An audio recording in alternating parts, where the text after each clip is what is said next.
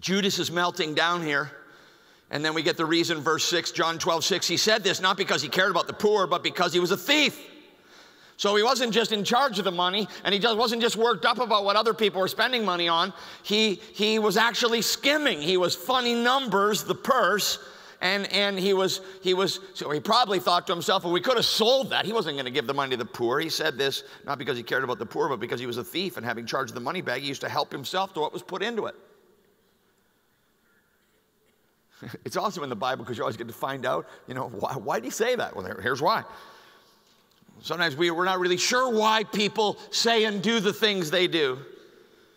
Judas was in bondage to money.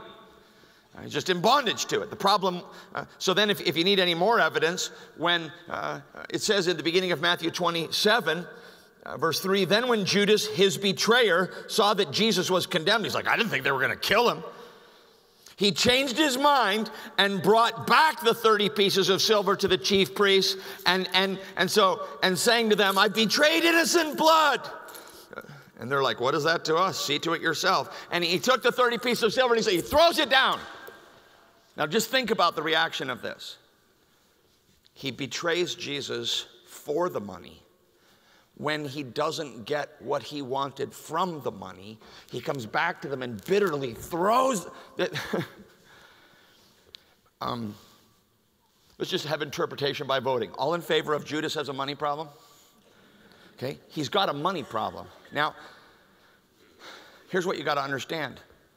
It wasn't the amount, it wasn't the fact that it was money. He viewed money horizontally, as something to use to advantage himself, as something that he could buy and barter and bargain and trade over to improve and increase. And when he didn't get what he wanted out of it, he despised what he had to have. How many people have spent their lives acquiring things that they came to despise when they realized what they lost to get what they had to have? I want you to do something personal. Everybody, just reach in somewhere and dig your wallet out. Ladies, grab your purse and get your wallet out of there. I want you to do that right now. I'm not going to ask you to give anything, but I want you to hold on to your wallet right now, kind of like a symbol of what you have. Just kind of hold on to it. And I didn't bring my wallet, so let me. You're going to have, I don't like to have stuff in my pockets when I'm preaching, so you're going to have to just imagine this. But the rest of us, let's get our wallet. You may or may not get this back. And go ahead and get hold of your wallet. You got something you can kind of hold on to? And here's what I want to say to you. I love you, and I want to just tell you this. This is a test. Okay, money's a test. So what's the test about? I'll give you some real personal things. First of all, money's a test of your work ethic. All right? And you're like, I don't like that. I'm not saying in every instance. I know people go through hard times. But everyone say, generally speaking. Generally speaking, if your wallet is empty, if your bills are more than you, look first at your work ethic. How hard do you work? How hard do you really work? How hard did you work in your 20s? How hard did you work in your 30s? A lot of people show up later in life resenting what others have. How hard do you work? That's the first thing. It's a test of your work ethic. You say, well, I think I work pretty hard. I've made a lot, but your wallet's empty because, second test, it's a test of your self-control. You will never be living in victory financially until you spend less than you make. Live on less than you make.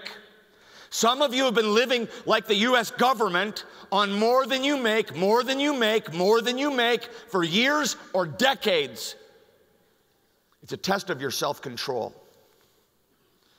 You say, well, actually, I got plenty of, and you're holding it right now. He's like, I got plenty, actually. All right? It's a test of your integrity.